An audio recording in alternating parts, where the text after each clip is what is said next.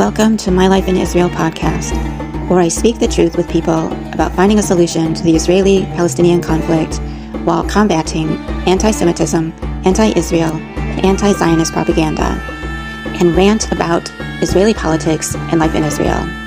I also throw in some Judaism to spice things up. Hi, Ellie.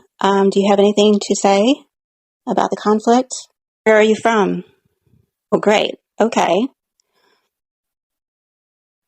Do you have any idea about what Israel can do? I'm in Israel, and I want to find a solution to the conflict. And I think the solution is that Israel should be ruled by Jewish law and not be secular and be religious, because this is, in the end, a religious war.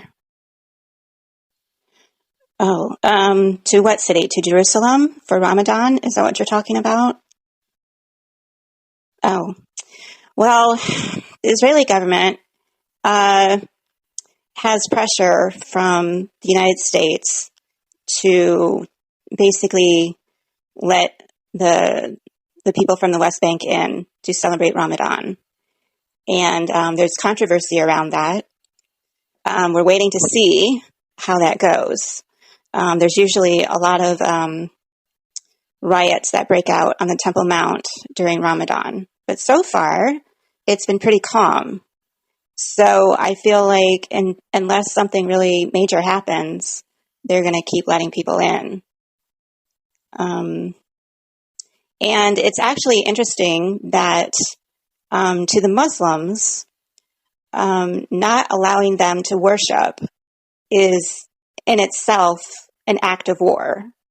So they consider if you don't let them come into the Temple Mount, they consider that a reason to start something. So I think, yeah, this is a religious war. It's not about land. So, yeah. So I'm a religious Jew, and that's how the conflict needs to be seen as in the guise of religion, both Muslim, Islam, and Judaism. And there's a conflict between us. And it's not going to end until one of us conquers the other. Well, I don't know what that means. Religion is individual. It's individual, but it's also collective. The Jewish people as a whole collectively need to follow the religion of Judaism. That's the whole purpose of why this land is important. If each individual could just observe their religion individually, then it wouldn't matter where you would live. But God gave this land to the Jewish people so that they could obey Torah in this land collectively. So it is more a collective thing.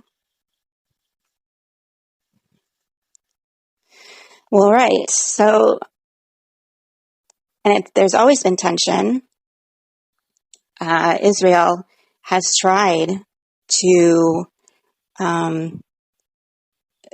appease the Palestinians that live here and to live with them, but they have never reciprocated. Well, I think Israel is winning. Obviously, Hamas is losing, and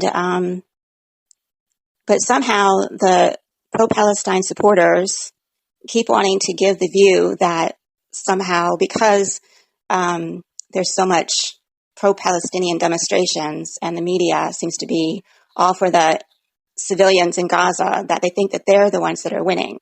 But obviously on the ground, it's Israel who's winning. So I think Israel needs to keep doing what they're doing and not worry about what the rest of the world thinks about them and how they're pursuing Hamas. And actually, the sentiment in Israel is very united. Israel is very united, that they want to defeat Hamas. They want to keep going. They want to go into Rafah. As long as they can move the civilians to another place, they should be able to do that. Well, great. I hate Hamas too. There are a lot of people that are publicly saying that they don't hate Hamas, and those are the people that I actually want to engage with, and to tell them what the truth is. Yes, they are terrorists. Yes. But it's not just, see, that's the difference. The people in Gaza, they're not actively, fighting, are perceived to be the innocent civilians that we're supposed to protect, but yet a majority of them, up to 80% of them, support Hamas. And so they give like this image to the rest of the world that they're like victims and everything, but they're not actively like condemning Hamas and trying to support Israel. They're just, all they're focusing on is saying, poor us, we're starving and it's Israel's fault, So that confirms that they're still supporting Hamas.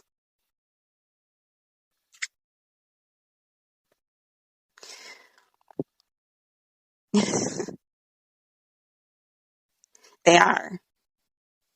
So, and it's really discouraging to even hear other Jews saying the opposite. Yeah, I have a podcast, My Life in Israel, but this is the first time I'm trying to do a live. So forgive me if I'm like sounding a little nervous, but this is my first live. Oh, great, thanks. So do you have a podcast too? I'll have to check you out. So is anybody else in here that wants to come up and speak, to call in? Hello, how are you? Hi, how are you? Where are you? I'm doing great. Welcome to Podbean. Thanks. Where are you calling from? Well, actually, before saying that, I really like to talk about it more deeply, but there's something like, like restriction here, because I'm afraid that, if somebody's like recording me, you know what I mean? Uh-huh. Yeah. Oh, you mean somebody besides me? Not beside you, like maybe beside me, because of the country I'm living. Okay. Yeah. So you can't. But you can't say anything against Israel or Hamas or against like them. Oh, a fucking rat. Sorry. Okay. Yeah. Well, can you say? No, I know what you mean. That's just why I called you. Because you were kind of alone, and I just wanted to say welcome. Oh, thank you. Yeah. Yeah. So I'm usually on TikTok, but I haven't been able to go live on TikTok. So I thought I would start here and like test things out and see what kind of reaction I get. I've done a lot of videos, but I haven't done any lives. So I really want to like engage with like people that are like the pro-Palestine people and like figure out why they think the way they do. And especially in the West, in America, Canada, London, Europe, whatever, like... Because they were less. Huh? Well, yeah, but why? Like, why? Like, you think because the internet, like, has all the information you need, like, and they have the option to find out if what they're hearing is true or not, and they choose to not hear it. So, I don't really think even engaging with those people is really helpful. It's like the people I want to talk to are like the people here in Israel, the Arabs, Muslims, even Muslims outside Israel, because I want to find out like why there's 2 billion Muslims in the world, and like who is standing up saying, Hamas does not represent us. Like you never hear that. Yeah, I know what you mean. I mean, it doesn't really work. Just such a wasting of time. They're just brainless idiots. I'm sorry to say that. And yeah, I mean, and as long as you just came here, I got to tell you that it's just more, how can I say, like a geeky and weekling, community. I mean, we just try to have fun instead of, talking about these stuff, because there was a time I was trying to support people from Israel, and I got attacked by so many people. Oh, here on Podbeam, you mean? Yeah, by some Arabs, here. They just started to, saying, I'm sorry to say that, insulting me with different accounts. And that's why, I don't want to talk about it, because I don't want any drama. You know what I mean? Oh. Well, here in Israel, you can't avoid it. So if we have to use our voice to speak up, because we're being drowned out by the whole rest of the world. So I'm not afraid to speak up, and I'm not afraid to engage with people. I'm here in Israel. We have free speech here, and I am not afraid to say what I want to say. So, it sucks that you have to feel that way. And even in America and other places where there's people being attacked just for showing their support for Israel, and nobody's doing anything about it. And it just seems bizarre to me that nobody... Exactly. Yeah. They're just trying to show themselves really innocent and harmless. But then it comes to the situation that they're in power. Everybody, will see their true faces. Right. Yeah. So, what do you think the solution is? Are you a two-state solution, one-state solution? What do you think?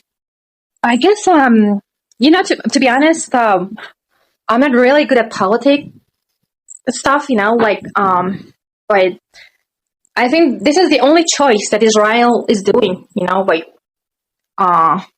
defeating Hamas, right? Mm-hmm. But I'm not sure, it will work forever. I mean, I don't know, to be honest. It's really hard to struggle with terrorists, actually, because they're not gonna doomed forever.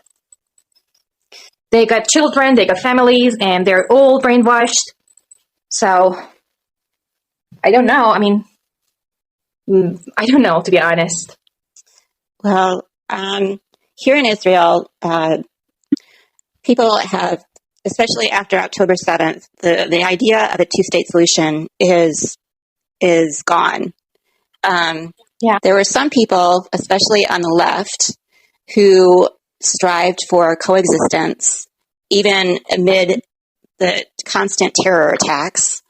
And that was part of the reason why we were lulled into this idea that we could just give Hamas, the people in Gaza, money to try to promote the economy or whatever in the West Bank also, so that they would have good lives. And that's the reason why, that they hate us, is that because they feel their lives are bad because of us.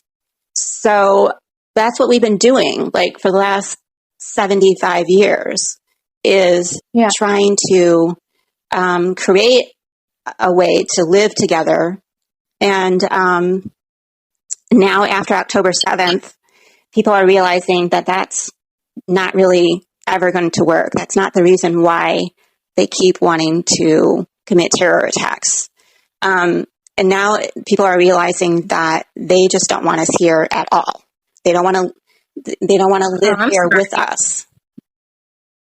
So the only idea becomes a one-state solution, but who is going to be in control of that one-state solution?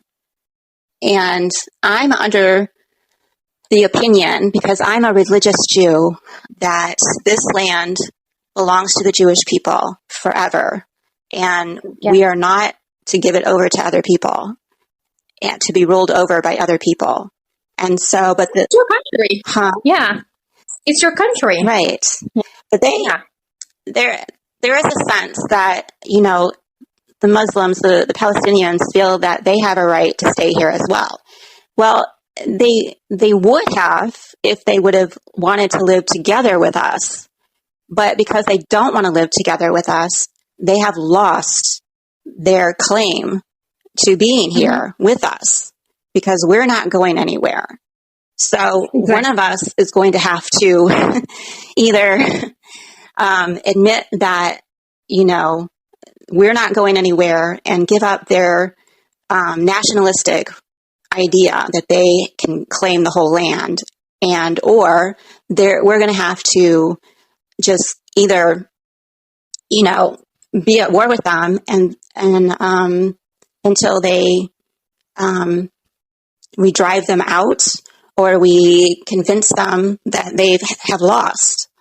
So yeah, and this is more the opinion of the people here in Israel. The West are still under this false fantasy that somehow we can coexist and still have a Palestinian state. And they're living in a fantasy.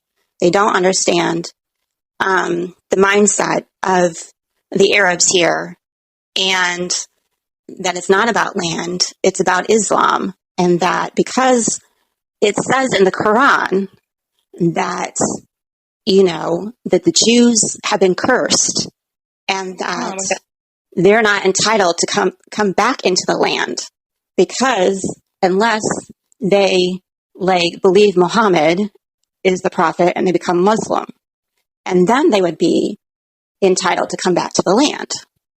And so this is nobody talks about this. And so this is why I want to start doing lives and I want to talk to people, especially Arabs, especially Muslims, because I want them to tell me this is what the Quran says, because I've read the Quran. And if you read the Quran, you will understand why they're acting the way they do. This is why every Ramadan there's more terror attacks. It's because it was during Ramadan that Muhammad had these wars that he was successful in. So they want to feel like Ramadan is the month of successful wars and that they'll be able to be successful. And so, and the West keeps saying, this is a month of peace or whatever. So you have to be nice to them and allow them to have Ramadan or whatever. And so that's why they're allowing them onto the Temple Mount and all this, even though we know every year there's an increase in terror attacks during Ramadan. Oh, that's horrifying. I'm sorry. Are you safe now? Am I safe now? Yes. Actually, I live in the South where there was, I'm close to Gaza actually. And, but now there's no more, rockets coming from Gaza, maybe one or two a week, and they're not coming really far. But now it's really coming from the north, from Lebanon and Hezbollah. Hezbollah is really stepping up and shooting a lot more rockets into the north. And there's concern now that Israel is going to have to fight a full-on war in the north with Hezbollah. So, and they're giving people, the public, warnings, like get prepared, get emergency preparations, in case, they destroy infrastructure, electricity, and we're not going to be able to leave or have food available or whatever. So that's the main concern now. And actually the government has told Hezbollah that they gave tomorrow, March 15th, as a deadline in order to stop their aggression and move north, or Israel is going to start being more intense. So right now, it's really focused on the north. And I feel like it's kind of a strategy for Israel to make it calm in Gaza right now, so that they can focus all their energy on the north. And because we pulled out some troops in Gaza and put them in the north. And so I think that's going to be the next flare up. If something happens, that's where it's going to be now. So, so that's what everybody's kind of waiting to see what happens. God, that's so terrifying, to be honest. I mean, War is always, scary. Yeah. But this is our life here. Like and the thing about it is that, you know, even during when there was more rocket shooting from Gaza, like you could be in Jerusalem and you're totally like oblivious. It's like peaceful, it's quiet, there's no rockets coming into Jerusalem. You know, you could have been in the north at that time and you weren't hearing rockets. It was just in the south and in the center. And so, but now it's quiet in the south and the center. And now it seems like, you know, people are just going on with their lives. But we're aware that there are sirens and rockets coming in the north.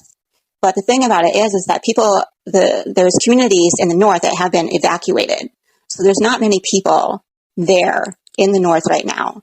And so what rockets are coming in aren't really doing much damage. I mean, there have been civilians that have been killed, but like maybe a handful or whatever. And even the Hamas rockets, whenever they do come, there's been like hardly any injuries, any deaths from the rockets. It's more because, you know, it's just an act of like terror is what it is, because, you know, you hear the sirens and then you have to rush into your shelter and wait or whatever. And then it just disrupts your day and this feeling of anxiety, because like you could be out and you don't know at any moment you're going to hear a siren. And then you're always like looking around, like, where can I go if a siren comes?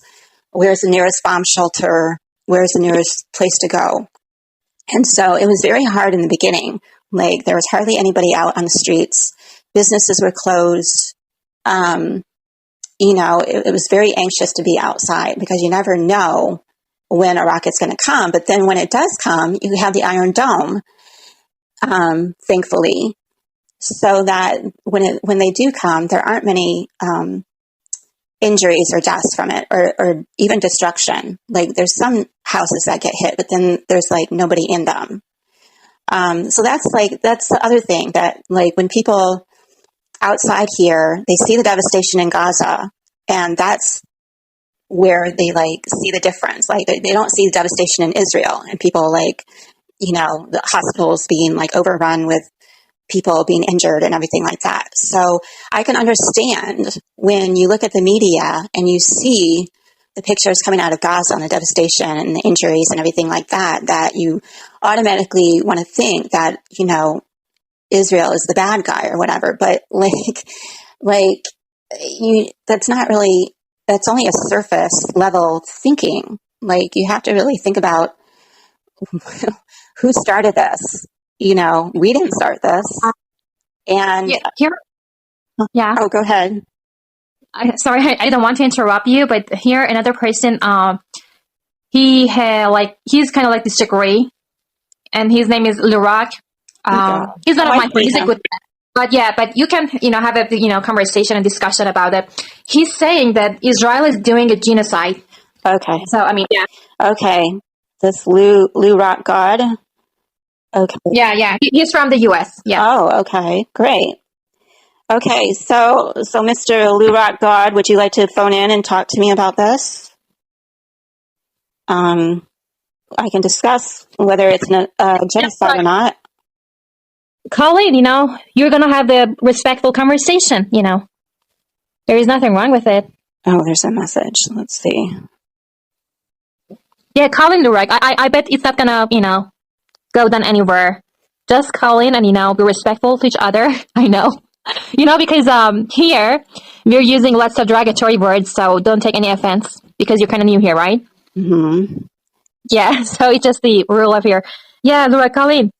It's not a good idea. Why don't you think it's a good idea? Because you don't want to have an actual conversation? Oh, okay. Thanks for liking the show. Yeah. Oh, okay. He's calling in. Let's hear. All right. Good morning. How are you? Hi, Lurak. Hi, Aputo. Hi. What's up, Ellie? How are you? Yeah. Okay. So what do you have to say? I mean, I've watched a lot of stuff on social media, so I see what's going on. Okay. And what do you think is happening? I think a few people were attacked in Israel, and they decided to just destroy a whole nation. So A few people. Do you know if that we didn't stop Hamas at just killing a few people, they would have gone and done more? So it's of course, because but Israel also knew that Hamas was going to attack, and nobody did anything. Like well, the Israeli government didn't put any effect into stopping that. They already knew. The governments knew about it. there is, yes, that is a controversy, and that's something that can be debatable, and they're looking into it. There's going to be an investigation. I question also why nothing was done earlier, what the intentions were in doing that. I think I read an article where they said that they thought that they were confident that they couldn't get past the barriers, the fences, and that they thought that it would just be a few people and that it would just mainly be rockets. And they were not expecting the full-on invasion that they got. And so I don't know whether that's accurate or not. I actually agree with you. There's something that seems not right about, there were several people in the IDF in the lower ranks that were telling them, they're planning this, and then they were like shut out. And then there was talk the night before that the security services, the Shin Bet or whatever, knew of something, but they didn't alert Netanyahu. They didn't think it was important. So it seems a little weird. So I want to say that, on the one hand, I do understand the suspicion, but on the other hand, I have to say that our response to what happened is to not allow it to happen again. So, because we ignored it for so many years, Hamas has literally, the whole Gaza Strip is nothing but a military target everywhere. Every building, every institution, every school, every mosque, every hospital has become a military target because Hamas knows and takes advantage of the fact that we're not supposed to target those areas. So they purposely use those areas. So now we have to go in, and it's not just Hamas. Like I was talking about before, the people of the Gaza Strip support Hamas. So every house has weapons, has support for Hamas. So that's what makes it very difficult.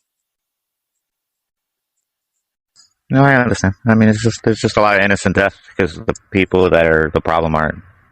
Well, that's what I'm talking about. These are not innocent people. Yeah. These are people that support Hamas. No, but the people dying in Palestine are innocent people. No, they don't deserve what's happening to them. No, they're not innocent. That's the thing. I've seen women and children being shot. So how much more innocent can they be? There was just an interview of a hostage. One of our hostages that got released was saying that she went to a hospital in Gaza, and all the nurses, all the women who were there were cheering because they had got this hostage. They were supporting Hamas and bringing this hostage in. You don't understand. These people do not like Jews. You saw the images of them parading the hostages around in the streets, and people were cheering and throwing rocks and saying all these things. And there was a hostage that was able to escape, and a civilian actually turned him back into Hamas. You don't understand. These people are not good people if this is what they're doing. You don't understand their mindset. Yeah. I live in America. We're pretty mind controlled here too, to a certain extent. So. I don't support any death. I think it's all wrong. So. Well, that's good. So what do you think the solution is? I think this is just going to escalate into a giant crisis. So, A crisis of what? well, the United States is already back in Syria again, so, and apparently they have 3/4 of the nation already controlled off. So, I mean, the United States loves to live in war. I don't think they know how to not live in war. So, I agree. I agree about like the whole military industrial complex is bad. Like I wish that Israel didn't have to rely on America. yeah, I mean, it's just I don't support anything that's happening. So, I mean, it's all evil. Anything that's happening, Hamas is evil, and I mean, just like you said, though, there's bad people supporting, like females over there supporting bad stuff too. Like it's all bad. Like there's nothing good coming out of it. No. So, And this is why Egypt has closed their borders. They're not letting them into Egypt. Like, so yeah. it's not Israel's responsibility when Yeah, no, I get it. none of the, I mean, Israel's defending itself, right? right. The casualty numbers are just really out of hand right now. So, Well, that's another thing. I just read there was an article in, I believe, Tablet magazine where a guy researched into the numbers that the Hamas health ministry has put out, and he's proven that they're fake numbers because there's a consistent increase in the day-to-day numbers that don't correspond with like the attacks that Israel has carried out, where you would think that the more attacks Israel carried out, the more deaths there would be or whatever, but it's like a consistent rise in numbers. Like they've just put out arbitrary increase in numbers without any relation to what's going on the ground. And they just attributed 70% of them to women and children with like no proof. So that's another thing, that people get stuck on these numbers and then they just show in the media these children and women. And have you heard of Pallywood? Like a lot of that's fake. It's fake. It's been proven. A lot of it has proven fake. Like they exploit their own people. And as a lot of these Gazans, the Palestinians, they exploit themselves. They're willing participants in their own exploitation so that they can be perceived as the victims, when in reality, they know what they're doing. They're to make themselves look victims and Israel look bad. That's the whole point. And they're willing to lie, to stage photographs and everything else in order to do that. So you have to really be suspicious of what is coming out of Gaza. yeah, I don't not really trust any of the news anymore. So, I mean, because we don't know what's true and not true anymore. So, there's got to be an easier way to fix this than just war. And it's always wars there. So, Okay. So you know, so you don't see an end to this? it's probably going to get worse. I mean, I've heard other Muslim countries are lining up the military to free Palestine. So, I mean, it's not going to get any better. Oh, really? Yeah. Which ones? I know Iran's one of them, obviously. Wow. They have a big mix in what's going over there. Yeah. Iran is the main problem. We really need to deal with Iran if we wanted to solve this whole issue, because they're the ones that are funding and arming Hamas and Hezbollah and Houthis in Yemen. Yeah, that's what I mean. It's a big conflict in the whole region again. It just feels like the conflicts never stop. I mean, they've been going on for 50, 60 years already. Yeah. Well, hopefully. And it's the governments. It's the way the governments just have everybody trapped. So. Well, what do you see the Israeli government doing that's wrong? I mean, Israel's protecting its territory, right?